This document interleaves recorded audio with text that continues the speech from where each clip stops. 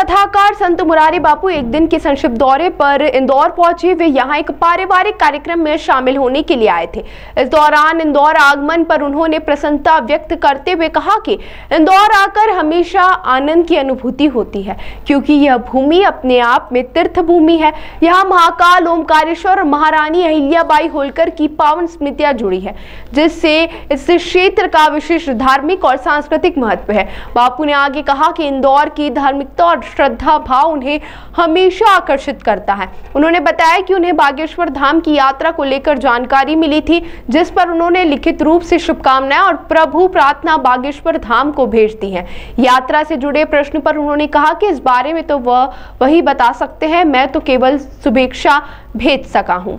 वहीं हाल ही में दिल्ली में हुई घटना पर मुरारी बापू ने गहरा दुख व्यक्त किया है। वहीं उन्होंने कहा कि घटना के बारे में मैंने आज सुबह अखबार में पढ़ा, यह अत्यंत दुखद है। जिन लोगों की इसमें मृत्यु हुई है उनके परिजनों के प्रति मेरी संवेदना है। बापू ने कहा कि समाज को बहुत सतर्क और सजग रहना पड़ेगा, क्योंकि कब क्या हो जाए कहा नहीं जा सकता। उन्होंने कहा कि ऐसी घटनाएं मन को पीड़ा देती हैं और सभी को मानवता और शांति के मार्ग पर चलने की प्रेरणा लेनी चाहिए। संक्षिप्त प्रवास के बाद मुरारी बापू देर शाम इंदौर से आगे के लिए रवाना हो गए। मैं अपने पारिवारिक कारण से यहाँ आया हूँ। हमारे एक माताजी का निर्वाण हुआ, तो इसीलिए मैं खास करके पारिवारिक, फिर भी यहाँ आने का एक प्रसन्नता तो होती है।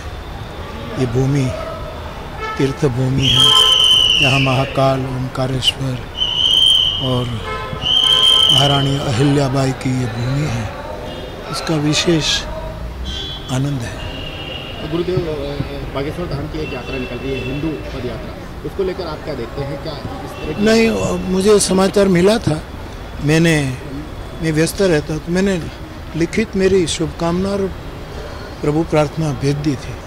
इस तरह की यात्राएं निकलना चाहिए देश भर में जिस तरह से। अब वो तो वही बता सकते हैं। इसके अलावा दिल्ली में जो कल देखता वो बहुत दर्दनाक भरापुर रहा है। बहुत जो मृतक हुए हैं उसके लिए मेरी श्रद्धांजलि, उसके परिवारजनों के लिए मेरी दिलसोजी, और जो इंजर्ड हैं वो जल्दी स्वस्थ हो जाए। लेकिन भारत बहुत सतर्क रहना पड़ेगा, क्योंकि कब क्या हो पता नहीं लगता। तो ऐसी घटनाएं पीड़ा देती है।